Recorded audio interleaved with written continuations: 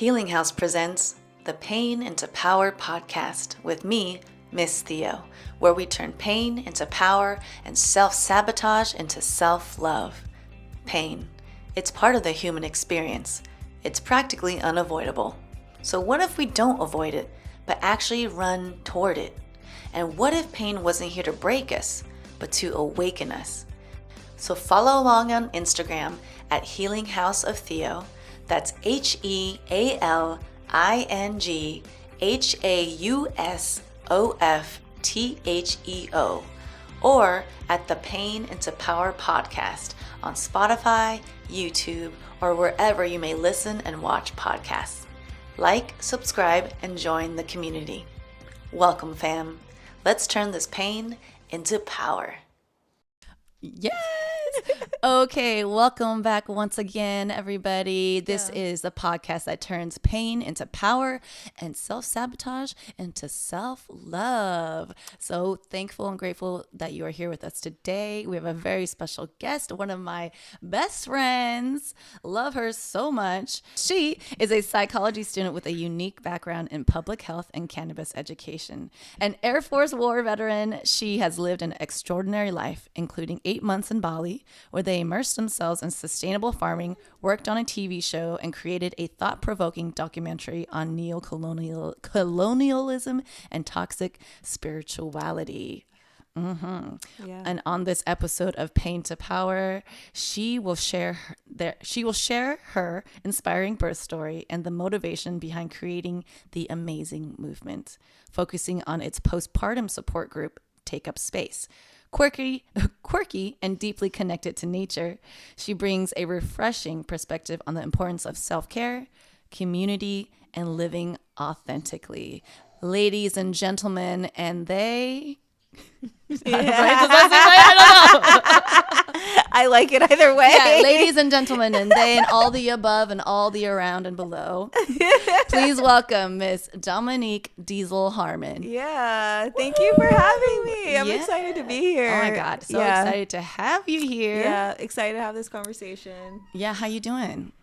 Yeah, overwhelmed, but I think the more I talk about things, the better. Yeah. Yes, and what have you been overwhelmed by? Right now, just school, newborn baby, not newborn anymore, 6-month-old now. Who's so adorable and has the chunkiest. She heard us talking about her. I don't know if the microphone picked that up, but she was like, "Yeah, girl, I got these chunky, cute cheeks." Oh my God, so cute. So cute, yeah. Yes, so Domenique, aka Diesel, I call her Diesel because one time we were smoking cannabis in a bathroom, and in a bathroom. we know it. We know which bathroom this is. And I lost my train of thought because I was, levitated. Yeah. And then I was like, "Your turn." And I, for some reason, blanked on her name, but obviously I know her. So then Diesel came out, and that just became your nickname after that. Diesel Dom. Like Sour Diesel. Sour Diesel Dom, but it's Deezle. Yeah. Diesel. Triple E, triple threat. Yes. So Domenique Diesel is a new mom, amongst so many other things that she's doing. Yeah. So why don't you tell us a little bit about what you're doing and what your experience right now as a new mom? Yeah. As a new mom right now, I'm experiencing the overwhelmness, being overwhelmed just with becoming a new parent, and in the beginning, it was more so like, trying to get used to being tired, that's and tough. How I respond with my partner as I'm tired is a thing. And then going to school as well online. And so along with starting my own business and Take Up Space, and it could be a lot layered. And so it's time management. It's managing my own thoughts, my own feelings as well, as I make my way through trying to grow myself through postpartum is what I've been saying. Yes. Yeah. Amongst all the other heavy things that are going on in the world right now. LA fires. Exactly. This is only a couple weeks after the LA fires that we're filming this and recording this. So just sending our love to everybody who's been affected by it. Yes. And also the city of Los Angeles and the greater areas. Yeah. And when this comes out, I just hope that everyone has been really going through their healing and rebuilding process. Yeah. I hope they could feel the hug that we're giving through this podcast. And I hope that we can lift you up through this podcast as well, because that's a lot of pain. It's a lot of hurt. And I can kind of be a victim of survival's guilt, and a lot of people out there are. But I think as long as we're having the conversation and showing up, we're doing enough. Yeah, absolutely. So yeah, all prayers out to the families out there right now, going through loss and change. Right. Amongst their own lives and everything else going on in their lives. I mean, just like you, like being a new mom. And I'm so impressed by Domenique because I think, how old is she now? 6 months. 6 Almost months. 7. Right. But it was around 4 months or so when you were like, or even 3 months, I think, is when I first came and saw you. And you were just like, I got to do this. I got to do this. And this for my business and my sole purpose. And I was like, whoa. Yes. Like, that's amazing. Because I feel like if I was a new mom, I'd be like, don't talk to me for a year. Yeah. Everyone leave me alone. Yeah, I felt a push. To do that. I had a tough birth. Yeah, I went from planned home birth to emergency C-section. And I've been through trauma before. And I think if I hadn't been through trauma before, then I wouldn't really know how to get through that. But because I've been through trauma before, I've been through a hard time, I've had to be knocked down and get back up, I knew what I needed to do. And initially it was just not talking to anybody for only 5 people was my roster for about 3, almost 4 months.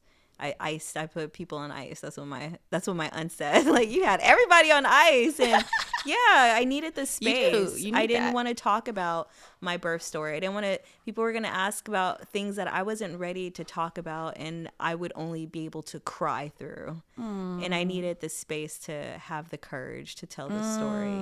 Yeah. And I'm going to let Domenique explain this, but through, and correct me if I'm wrong, but through this pain that you experienced during childbirth and the postpartum experience, it's actually what inspired you to take up space. Yep. Right? Oh, I just got full blood chills. Yeah. So, my midwife, actually, I was going to work with her. Going through the experience and talking to other moms, you realize there's a need for community, a need for coming together, a need to be recognized, to be validated as a mom, and all the changes, even as it's the most common thing that a woman can probably go through, right? Is going through birth. And so going through that, I felt the need to go into the space and go into community and connect with other moms. I felt like my story wasn't just my story, but the story of other people as well. Can I ask a question? Yeah. Why do you think, because one of the most common things I hear from my friends who've had a baby is, gosh, why didn't anyone ever tell me that? When we have so many, oh my God, we're like, why am I getting so many chills? Me too, right now. It's that gatekeeping. Yeah. So why do you think women who were all friends with each other, many people have had babies, like, why are women not openly sharing these kinds of things with each other? I think it's vulnerable. It's a vulnerability. Yeah. There's even maybe a shame towards it. There's the media that is portraying what it's supposed to look like, or snatching your pre-baby body, which is ridiculous. All these things. There's so much shame of why people probably didn't talk about what it is like to become a new parent or how to go into that space. And also there's a lot going on too during that time, where not only are we bringing in a new person, but we have our own life that we have to tend to as well. And so I think there's a lot of uncomfortable feelings that happen with postpartum between men and women, on the other side, with men coming together with their person, or woman coming together with their person, or woman and woman, whatever it may be. When you're coming together and creating a family, it's difficult. It's really difficult. And you're managing your own feelings. You're managing the feelings of this new person who can't communicate with you. And so it gets really tough. Yeah. And the other partner who didn't have the baby, right, or, you know, and I know it's not applying to everybody because some people adopt or have a surrogate or whatnot. But when you're in that phase. Yes. But let's say, right, if you're the one who carried the child, Right. the other partner also can experience postpartum as well. Yes. Yeah?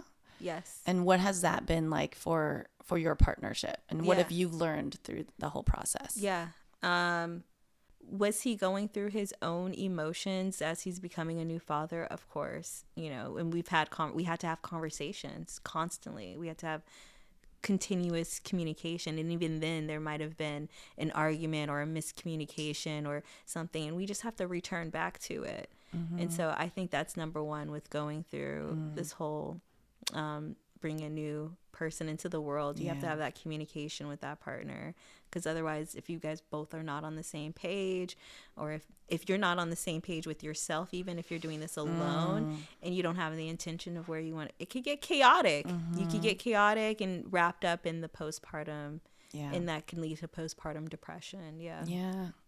Wow. I want to get into your story specifically in a little bit, but I'm glad that we are talking about the other partner and postpartum experience as well, is because I think people focus so much on the mom who gave birth, which was obviously huge miracle of life, traumatic experience for a woman's body, mind, spirit, soul. I hear a lot of that's literally what I hear all the time. Like a couple weeks after they've given birth, it's like, I feel broken. Yes. Just broken. Oh my God, I'm literally getting so many chills. Me too. Oh. Okay. It's about 3 weeks. I would say about that 3-week mark after birth, you start to feel the residual effects of that. Yeah. Right. Yeah. And at the same time, you're like a milk machine, or trying to be Right. feeding the baby, taking care of the baby, trying to figure it out. Right. You know, and a lot of people don't even have experience with babies. So it's like their first time. That too. And they're like, whoa. Yeah. So it is a lot. Or having all that and not having a baby come home with you too could be a lot. Yeah. And for those who aren't aware, like, what is the definition of postpartum? Yeah. And what are some of the things that can happen during the postpartum process, and how long can it last for? Yeah. So postpartum is just the period after birth. If we could keep it simple like that, it's the period after birth. And you have postpartum depression, which is separate from postpartum. People like to clump them in together. But postpartum is just the period after birth. And then you have postpartum depression. And in that postpartum period, normally in the first 3 months, at least, there's a lot of changes. There's a lot of sleep deprivation happening. Baby's new to the world. And so a lot of schedule and changes within someone's body as well, if they're going through that process where they gave birth. And so it's a lot of change. I'm sorry, I lost my... That's okay. Is that also part of mommy brain? I was just about to say, you took it out of...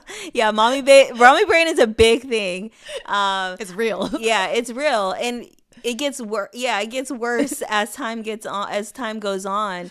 But then you're supposed to be back to normal 2 years after. 2 years. Woo. I say postpartum should be 2 years according to that logic. But I want to say there is no time with postpartum. I think any time after birth. Some people don't get to process their birth until they don't have the time, the space.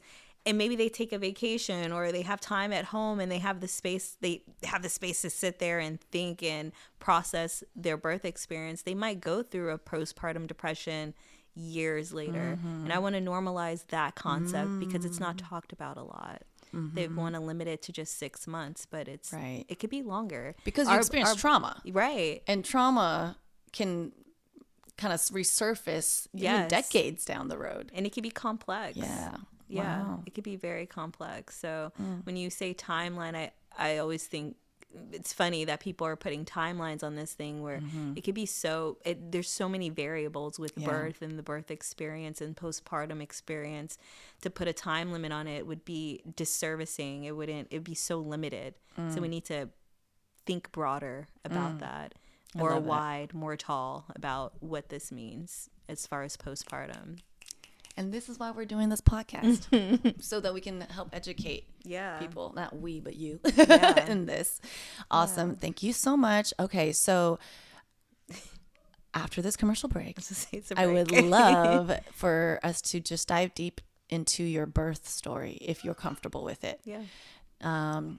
Okay, cool. Because I know it's and I'm just so grateful that Domenique is willing and open to share her story, because I know it has been something that's been really difficult for you to share. So it'll thank you. It'll be the first public space that I'm sharing it. She's taking up space. That was so good. I love that. All right, we'll be right back after this break.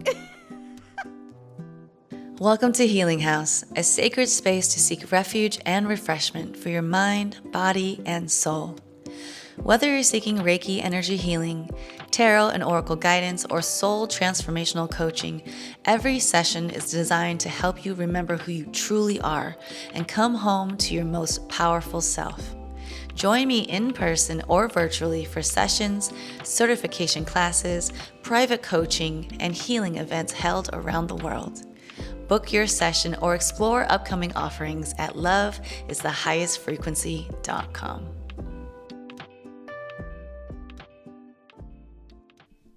Okay, welcome back, everybody, and thank you for listening to those very important commercial ads sponsored by probably me, because it'll probably just ads of me and my services, because I don't have any sponsors yet. Or maybe, I don't know, maybe I will. Let's manifest. Sponsors, please. Yeah, let's go. Yes, let's go. Okay, so we are back here with Diesel Dom, aka Domenique Harmon, and she's about to just share with us her birth story for the first time. So I'm gonna let you take the podium.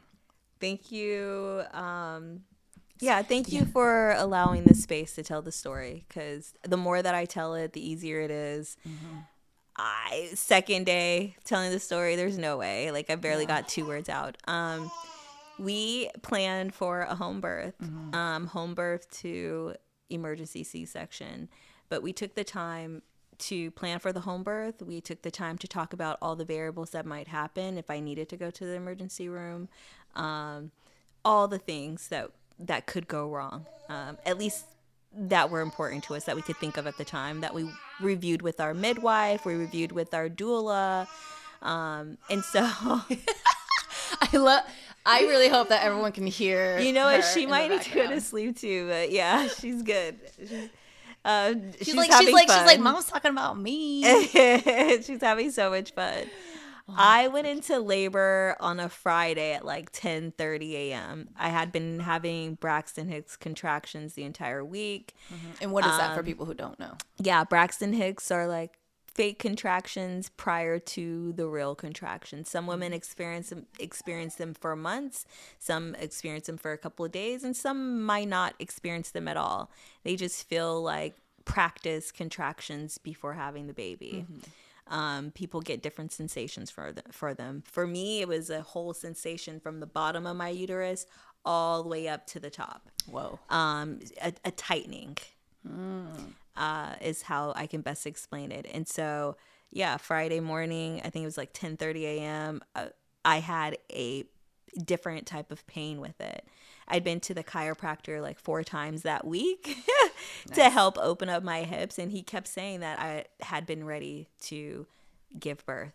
I came back that morning from the chiropractor, actually that Friday morning from the chiropractor, and sitting at the table just eating, I felt the pain. I was like, oh, this is different. I ended up calling my doula. I called Ruff first. I called him first, and then I called my doula. I called the midwife just to let them know that this started. What's the difference between a doula and a midwife? Yeah. A doula is a birth support person. So normally the doula will support the birth person, the non-medical person. They'll support the person who's giving birth by affirming them, giving them massages. Even throughout my pregnancy, she would come over and give me massages, make sure that we had the proper positions in place for when I was going into labor, so that we practice partner positions, different ways that I can sit in order to deliver baby, preparing in the home, making sure that I had everything here that's needed, like blankets and things like that. Midwife did the same thing, but she's more medically inclined. So I could go to her and do like ultrasounds or in her office. You know, it's more of a home environment than a hospital environment. And so she can do things medically like save the baby or recognize signs and symptoms of us needing to go to the hospital. Right. And so she wasn't, at least this midwife, respected my wishes of and I didn't want it like anybody to interrupt my birthing process is what I'm trying to say. I wanted to have my own experience and be able to go through the process and ask for help if needed. Right. And how did the reality compare to what you hoped for? So then it was a quick turn. My water broke 12 hours later, so 10 p.m. that night. Midwife came over, said I was basically ready. I think I was 6-7 meters dilated. And my doula and my other friend was here who's also a birth worker. They were all supporting me. We were walking through the house, doing all the things. And the contractions I can take, but then I started to have a little bit of pain on my left side, and it just felt like something is stuck. And I was just like, oh my God, she's stuck. You know, that's what it's starting to feel like. And so because my contractions were going from being 10, 7, 3 minutes apart to now back increasing to 10 minutes apart. Oh, so backwards. Right. And so we knew something was wrong, but we continued. Sunday came. Oh my gosh. Sunday came, and because I was really like, I think I was a little bit stubborn of going to the hospital. I had pride in having a home birth. I had pride through the pain instead of like, you know, power in that moment. But then I sat here on this couch, and my partner came and sat next to me, and he asked me a few questions and made the reality of, and I just broke down. He just asked me a few questions like, how are you feeling? You know, how are you really feeling? Yeah. And because I could kind of be stubborn and be like, oh, everything's good. Gonna push through it. Yeah. You know, broken neck, broken back, who cares? Warrior woman. You know, bleeding. Yes.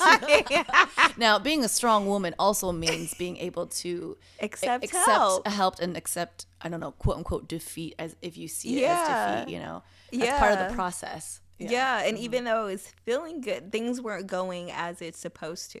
Yeah. It had been more than 24 hours of my water breaking. So it was time for us to go to the hospital. Midwife came over. She wasn't going to come back until I was ready to make that next step. Right. And so she came over. We all headed to the hospital, 3 different cars. My mom was here as well. I did not want anybody in the hospital room besides my doula and my midwife because I knew that they would advocate for me. It was really hard to make that decision, even though my mom was there. But I needed people to advocate for me because I didn't know what was going on. I was in delirium. I was tired. I was exhausted.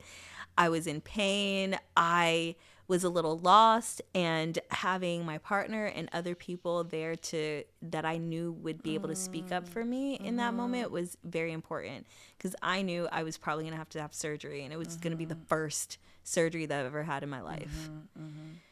We go to the hospital. They check me. Doctor says I'm ready. He's like, you want some pain relief? We did pain relief. So he gave me an epidural.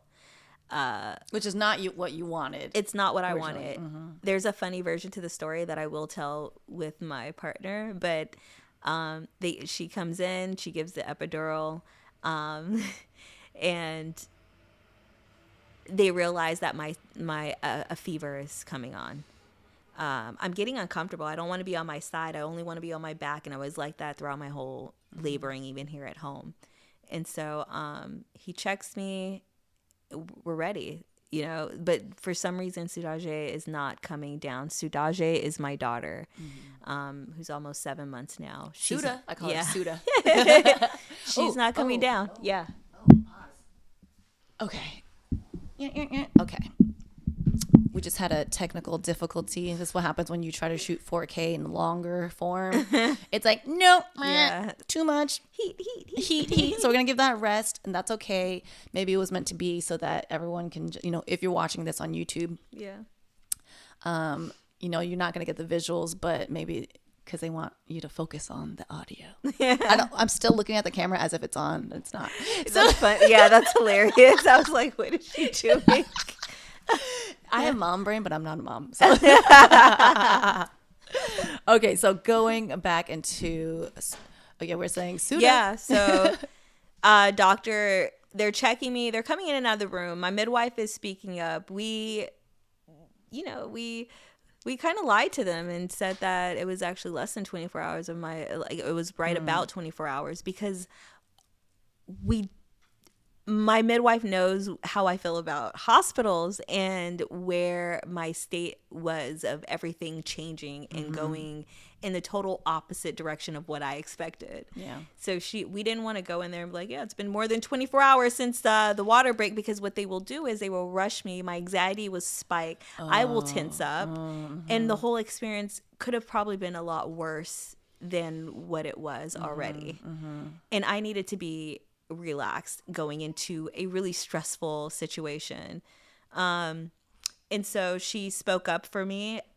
They gave us respectfully. The doctor was able to give us space so that we could talk about the decisions and the next steps, even though I knew what the next steps had to be. Everybody knew what the steps had to be, but I had to accept that and be like, okay, let's go. And so I did eventually. Fever, as soon as he said I had a fever and then the baby might be affected, I knew that I was not just about my life, it was about baby's life. And I said, let's do it.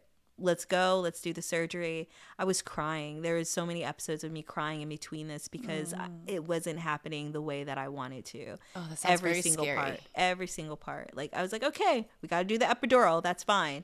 Oh, Pitocin. Okay, a little bit. Oh, we're stopping the Pitocin. Now we have to do this emergency C-section because she wasn't coming down. And so they did the surgery, and come to find out, the cord is wrapped around her body, her neck. Oh my gosh. And it doesn't matter how many times she tried to come down. She didn't have enough cord to do so. And so she was struggling. So every time she did, her breathing would be stopped or slowed down, because every time that the contraction was happening, the blood vessels are, tightening up. And so she would stop or slow down her breathing. Oh gosh, that's so scary. Right. I think the flashbacks that keep coming in my head that make this a traumatic thing was the fact that I hadn't had a surgery. I've never had a surgery before. So all I kept thinking was like, I've seen the videos, I've seen the videos of being split open, sorry, I'm pausing. No, it's okay. Take your time. So I was scared. I kept shaking. I remember saying, like, you guys stop. I keep shaking. Stop. Like, I thought that if I'm shaking, they were going to make a mistake, or the cut was going to be off, is what I was thinking. But I was numb from, like, the waist down. There was no movement happening down there, but I couldn't, like, from my stomach down. But I wasn't logically thinking about that. I was just shaking everywhere, even though I was numb the waist down or my stomach down. And so Ruff was right next to me, just like, affirming me, validating me, like, and I could still hear that voice, but also all I could see is like this curtain and like medical tool. I could hear tools, and like they kept saying 1 knife, 2, and I was just like, I was like, I was overwhelmed, and I was crying, and I was just like scared. I was really scared. I was about to go through a major surgery, and finally, like, my shaking stopped, or before that, I felt them. I felt the pressure of baby coming out, or something coming out, but then I didn't hear anything. So I was just like, babe, I don't hear anything. What's going on? Why aren't they saying anything? Nobody's saying anything. Babe, can you check? Like, he's like, okay. He's like, guys, she's asking, why did you guys say anything? Is everything okay? And they still weren't talking, and it was making me so nervous. And then they were like, they called him over, Dad, we need you. So he goes over there. And I just could hear like a teary in his voice, like, it's a girl, and so that gave me hope, but I still was like concerned. And so they rushed. I just remember them rushing by me, but then I was like, oh my, I'm alone. Like, I don't want to be alone. And the person who came and gave me the epidural, we call her the drug dealer in our other story, but like, she comes in and she sits next to me, and she has such a different demeanor, because in the beginning, she comes in and she's like on the phone, and she's like, yeah, she just pulls out, the drugs, and she just does it while she's talking on the phone, and like she does this all the time. So then she had like this nurturing demeanor when she came and sat next to me and like grabbed my hand, and like it just made me feel I needed that in that moment. And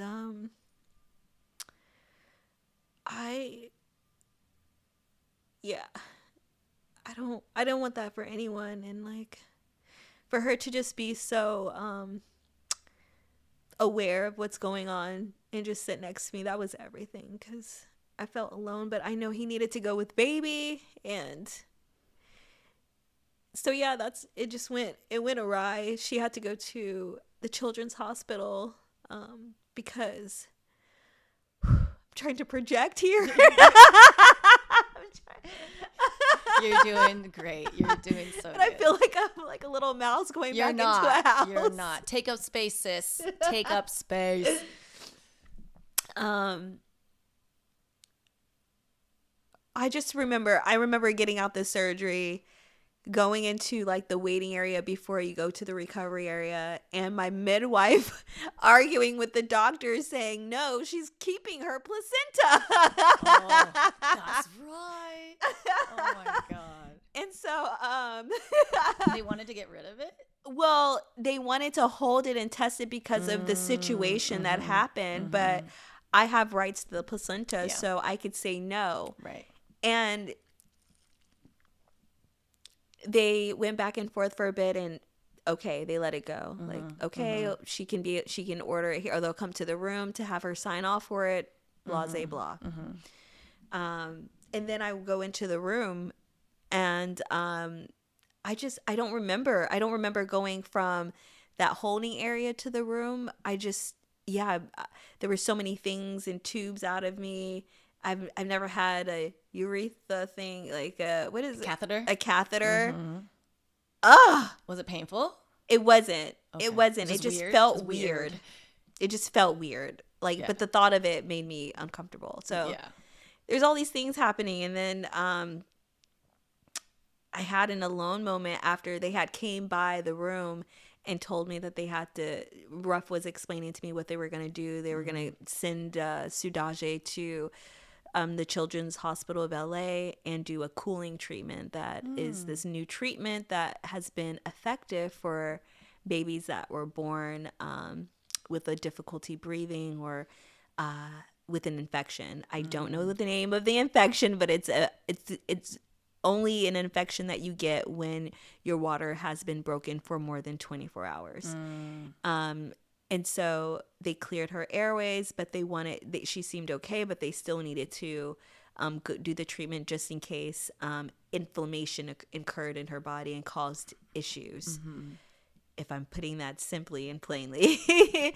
And so this cooling treatment, she had to go below freezing for a few days, and then they slowly heated her back up after 3 days.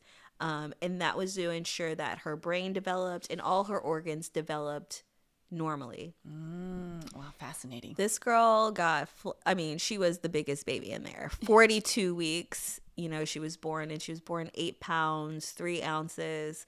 But yeah, she was the biggest baby in NICU because mostly NICU was preemie babies. And so she was in there for almost 2 weeks. And after she started to heat up again, I wasn't able to see her until 2 days. What was that after. like to be I wasn't separated able to, from your baby? Again, going back to my birth plan, having everything go in the opposite direction. I wanted, like, for me and my partner to be the first to put hands on our baby.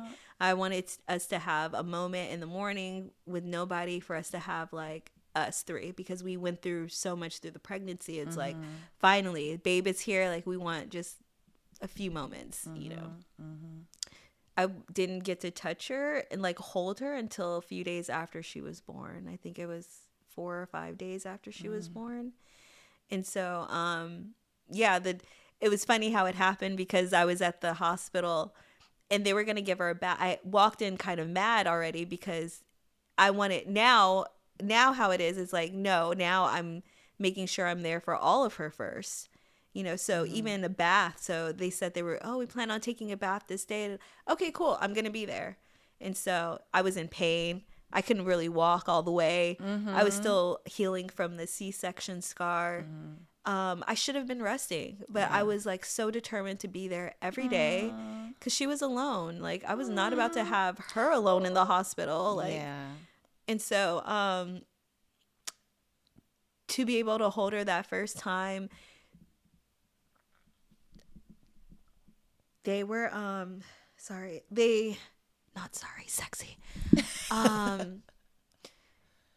They almost took her a bath before I got there, and I made a big deal about it. And so they're like, okay, we're ready finally. So we went in there, and, you know, they did a sponge bath, and she's like, okay, can you hold her while I change? I was like, oh, you want me to hold her? You know, it's a strange feeling. It's a strange feeling when you're having a baby at the hospital, or you go through that experience. I forget that that's my baby and I have rights and I can hold my baby. I don't know why. I don't know why that happened, but it happened that way. And so I was, like, in shock. I was like, oh yeah. And so as soon as she was in my arms, I literally was like this, and I just broke down. I was just, like, screaming, and she was just, like, looking at me. And this was the very first time you held her? Yeah. Oh my gosh. So when they didn't even bring her over to you on the other side of the partition? No. That's very interesting. Yeah, I know. Because that's what normally I thought about. they do that. Yeah.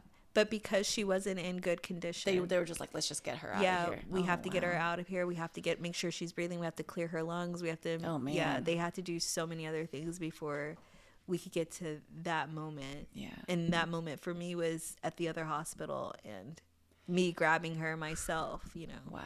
Well, that sounds like a really intense experience that I don't think anybody understands unless they've gone through it. Yep. You know, so thank you for sharing that. I know it was hard. Yeah.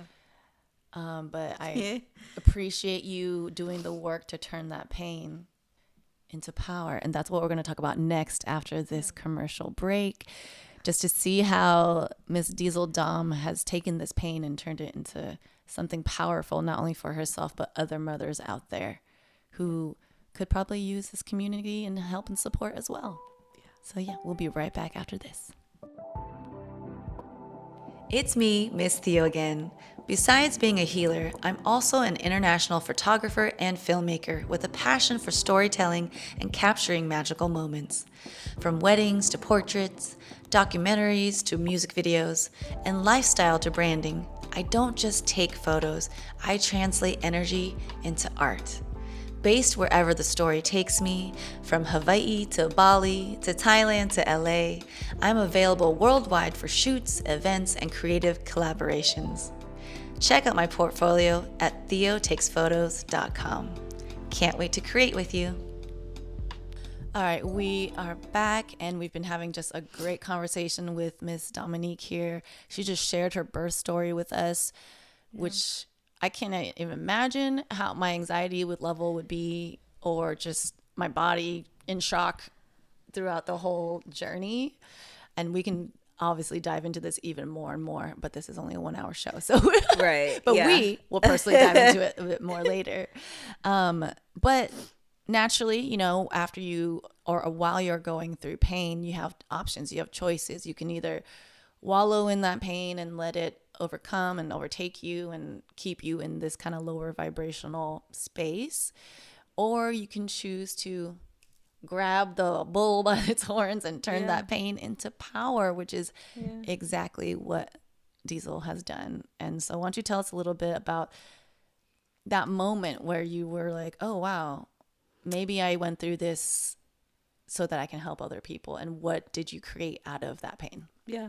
That's a great question. It wasn't my idea. I want to say that. It wasn't my idea, really. My midwife, I was going through the healing journey. She was just one of the people I was talking to every day, sending photos. She was making sure I was breastfeeding good, all the good things. And so we're talking one day, and I know she's familiar with me wanting to do a take-up space for kids. Oh, that's cute. And learning about cognitive behavioral therapy. And so one day we're talking, she was like, you would be an amazing postpartum therapist or psychologist. And I was like, I didn't, because we were having so many conversations about the birth experience and woman and all the things. And I was, when she said it, it felt right. It was like, oh, I didn't think about that. And then it sat with me for a few days, and I would easily be able to do it. Just makes sense. Yeah. And that would be helpful, I thought, not only for me, but like for people that I've heard, stories that I've heard, people that I've connected with at the hospital, things like that. And so what I was hearing was this missing space. And so when I was able to take some time and sit back with it, and I came back to her, and I was like, I'm looking at my whole, I graduate with my psychology bachelor's in the fall.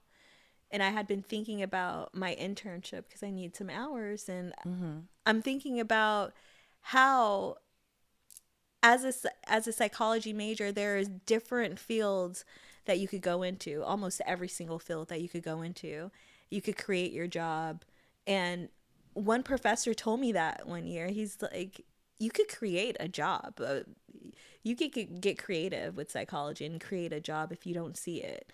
And so I thought about that. I kept thinking about that. And I kept thinking, how is this going to work? And does this make sense? And so I fell back a little bit, and I meditated on it. I wrote some things down, and then I had another conversation with her. And I was like, I would love if I can intern with you. I know you're a birth worker, you're not a psychologist, but if I can intern with you so that I can understand the birth world more, so that I can know how to show up for people going through postpartum. And so she thought that was an amazing idea, but she was like, even better, she's like, I think you should have a support group. Oh my God. And I was like, shut up. I was like, I never thought about that. What? Like a support group for postpartum mamas. And I thought that was a genius idea as soon as she said it. And that gave me a lot of fuel, a lot of energy for me to, again, sit back while I'm not talking to a lot of people and figure out how I wanted to do it with intention. I wanted to do it carefully. How do I create a space that is continuously there for people? Because postpartum, again, is not just the 6 months. It's not just now. It's not just in this community. It's like, it's a forever long-term thing that goes on within the community. And so if I can provide a space for people to come in and commune and talk about some of the things that people aren't talking about when it comes to becoming new parents or raising a child, or all the gadgets that people promote for you to get, there's just so many layers to bring a new human in. It requires a community on so many different levels. And so that was my motivation to start Take Up Space postpartum for new parents to come into the space and be able to have conversations and inspire each other, motivate each other, because it could feel lonely. It doesn't matter how common this is. It's crazy. Like, how still lonely it feels. And that's because we're in our own homes. We're, breastfeeding or feeding in the middle of the night and isolated. And sometimes you're not, it takes some stamina. It takes some willpower to get up every hour and a half to 2 hours to feed this little being. Because nobody else is going to have to keep the baby alive. And it takes a mental strength to do that. Yeah. For sure. And also, you probably also feel alone, correct me if I'm wrong, but like it's not like all your friends are having a baby at the same time as you. You're the one who's probably going through it by yourself. Right. So it's not like you're like, hey. Yeah. And people will show up but unless you're going through that exact experience, it can be difficult to understand or to be able to open up to people about what's going on or what's happening. And women, I want to say too, like why it's so hard. I think you asked the question about having having the conversation about postpartum and the experiences that are associated with it, from having sex while you're going through that, while you're pregnant, to, I don't know, gadgets and things. Like there's this shame, I think, especially with women, like we're supposed to be pretty and perfect and all the things and take care of a baby and work. And you try that. You try that. So I think exactly. And I think that's what the pressure is. It's like the shame of not being able to do it all, which is so crazy. But it's cool to just, I love seeing, and I want to post more content about this. It's just the realities of what's going on behind the scenes of social media, and the realities of what's going on, meaning, sometimes it's messy. Like my house is a little messy right now. Or sometimes we can't make that food and we have to go get fast food. Or sometimes I need about 5 more minutes to myself, and, a show will give me that for me to put her in front of a show for a little bit so I could get 5 minutes to breathe. It's okay to do these things. And it's not always perfect, for us to be flexible. But I really wanted to point that out. I think that that's the big part of the shame, is like having, from women, parents alike, having to be perfect, or making sure you're gentle parenting, or, all these pressures, dude. Like, we're human. Yes. Okay. We have to accept this. And find what works for you. It may not be the same as your friend or your neighbor or whatever. Right. And the child is also different than every other child. Right. So what that child needs is going to be different. Yeah. Right. Yeah.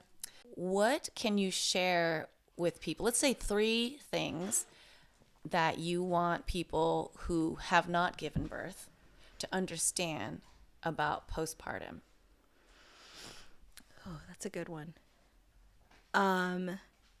Number 1, that there's no time. That's no time, and it takes time. If that makes sense. And I say no time, meaning there's no time limit on when it ends or when it's supposed to end. And also that it takes time, that sometimes it takes time. It might take more than the 6 months that people are saying out there. It might take more than the 2 years for you to feel like yourself again. We're all different. We have different body chemistries, different traumas that affect and impact the body. And so I think that number 1 thing is to give it time, and that it might take time, and there's no time. 2 is for someone, I'm repeating this, for someone who does not have kids yet, like, and what to understand about postpartum, so that they can maybe become more empathetic toward mothers.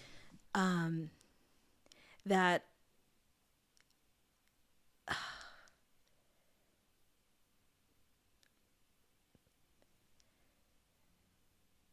feelings are so disregarded, but when someone's going through postpartum, they need to be validated. They need more than usual, because the hormones that are happening within the body for a birthing person, the hormones that are changing within the body are so that to cater for the baby and this new life. So there's a lot of emotions that we're taking on from the baby within ourselves, and we're producing milk You know, there's so many things happening within the body that there needs to be some compassion towards women going through that. And keeping that in mind, there needs to be more compassion. Know that there's a lot of hormonal changes happening for that person, for that birthing person. And not only that, but the person went through something traumatic. Even if their birth experience was good. Yes. You know, their body still went through something that is not a normal daily occurrence. Yes. And probably not happening often in your life, you know. And keeping that in the forefront can yes. help with the compassion, knowing yes. that, damn, this woman just went through something incredibly intense yes. and traumatic. Her body split open for another person to come into this world, to be a contribution to society, you know, like, it's a lot. So that the emotions of that person, the feel, all that is coming with that child. Yeah. That's why I just have so much respect for mothers. Yeah. I mean, all mothers and fathers and parents in general, honestly, of any kind of children, but especially the ones who give birth and go through that experience, because it is so intense. And I think, you know, even a lot of women who are like, oh, I don't know if I want to have a baby because I don't know if I can handle the pregnancy and the birth experience. They're like, you know, bringing up the child, whatever, I can do that. Yeah. But the actual traumatic birth experience is very scary for a lot of people. Yeah. And I just want to encourage any like non-birthing people who are listening to this, is just to draw on that compassion and to try your best to understand and just support the person with love. That's number 3 right there. Yeah, there you go. That's number 3, support. Support. I want to say 4, because just take the baby. When you see, if you are a family member, husband, whatever, just take the baby from her. Well, only if the parents trust you, though, because I wouldn't say all family members are trustworthy. Yeah, if you're in company, you could just ask, like, can I take the baby from you? But if you're a partner, take the baby from her. Like, she wants some time. Oh my gosh, don't ask her, just do it. Yeah, if you're a partner, if you two are partners in the relationship and you see, just take the baby. It's okay. That is the one. And then support. Asking questions. How can I support? Sometimes people just sent us like food or sent us diaper. That's nice. You kind of, when you're going through just people putting it out there, normally babies will always need diapers, and people will always need food. And so thinking about those time consuming tasks when you're thinking about that postpartum person or that couple that you know, sending them food, telling them we don't even want to see the baby, just give us your laundry, we'll do the laundry. Those are some really helpful, supportive things that you can do. Realistic, small tasks that can be very time consuming in the home is supportive. Calling and saying that person's doing amazing is supportive. You know, if you can't show up, you don't have time, you just want to just call them, have a conversation, and ask how they are doing. Don't ask about the baby. Ask about that person and how they're doing. Love that. Thank you for those tips. I hope that's helpful for anyone who's listening, and I just hope it's opened up people's hearts a little bit more for women who are going through this process. Now, you're talking about support. So tell us a little bit about Taking Up Space, the support group that you've created. How can people get involved in it? What can they expect from it? What are your goals for it for this next year? I'm a psychology student, and I'm coming in this group like as a mom, though, you know. But the bigger picture around the group is so that I can be able to understand the variations with birth and what's needed in the community, because I can take that information, do research, write a paper about it, and expand this to a level where it's helping the community. That's providing resources, you know, that's a mom group, maybe somebody needs diapers or milk. This can go in that direction. That's where I see it. Just a community of parents supporting each other, having play groups, whatever it is, just being able to support each other in that. Right now, it's very simple. You know, I'm showing up whether people are there or not. It could be 0 people in there. I will be there. Where is everyone showing up? online on Zoom. It's an online support group every Thursday, 11 a.m. and 8 p.m. You can click the link in my Instagram bio. We'll have all the information wherever the information goes. Yeah, The Amazing Movement. I'm normally on all platforms as The Amazing Movement, but I have the link in the bio. You can also go to my website, theamazingmovement.com, and get the information there. But yeah, 11 a.m., 8 p.m. every Thursday, online, accessible anywhere. For an hour. Sometimes I'm on there about 15 minutes afterwards for questions or any other additional support that's needed.